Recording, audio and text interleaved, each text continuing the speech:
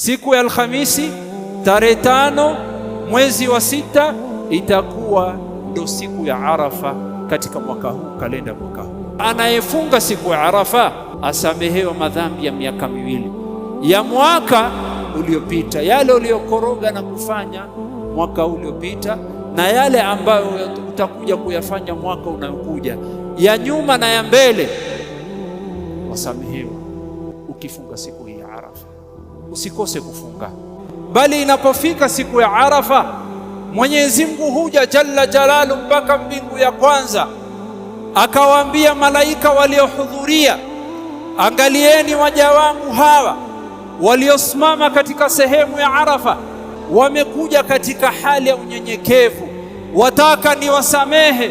Malaika wangu kuweni shahidi, hawa nimewasamehe wote.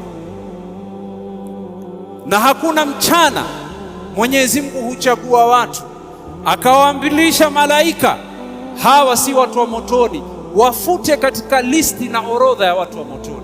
Fulani mtoe katika hiyo listi, fulani mtoe katika hiyo listi, fulani mtoe katika hiyo listi, fulani mtoe katika hiyo listi.